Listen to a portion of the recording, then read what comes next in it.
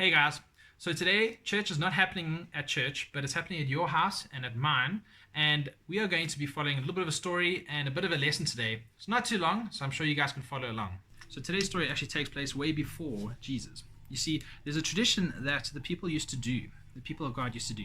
You see, every year they would come together for something called Passover. And during Passover, they would do many things. I mean, they would have supper together. There was a whole lot of stuff that they did. But there was one quite important thing that actually happened. And what would happen is all the people would gather together and they would get this lamb. And what they would do with this lamb is they would actually sacrifice it. And with that, the priest or the pastor or whatever of the day, he kind of would speak over everyone that was there, saying all their sins have been forgiven. He said that all the sins from all the people that had gathered have gone onto this lamb and has died with the lamb. So fast forwarding now, all the way to the time of Jesus. You see, when Jesus came into the town of Jerusalem, which was actually in this week, he was coming for the festival of Passover.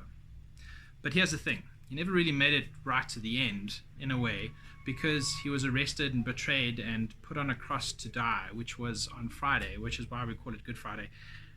And this was the amazing thing. You see, back then, that lamb that was sacrificed and died, and all the people's sins were put onto the lamb, Jesus had now become the new lamb. So when they put Jesus on the cross to die, Jesus actually took on the whole world's sins onto himself and died with him. See, and sometimes we focus a little bit too much on Jesus dying on the Good Friday that we actually forget about what today is. You see, today is Easter Sunday, which is actually the day that Jesus rose from the dead, which is something so incredible. You see, like the ultimate weapon that humans could actually do, the ultimate weapon that any evil person could do is killing someone, is like putting death onto somebody else. And the most amazing thing is that Jesus overcame death, that no one could actually hold Jesus down. See, Jesus didn't just die on the cross, put in the tomb, and then that's the end of the story. The most amazing part of the story actually came after Jesus' death, that he was resurrected back to life. And that's the most amazing part about Easter, was that not even death could hold him. Not even death could keep Jesus down. So I want to do something that most of you guys have done before or have seen before, but you can also do it in your homes. All you need, some Sunlight liquid, water, a bowl, and also some pepper, white pepper, black pepper, any sort of pepper. And let's see if we can make it work.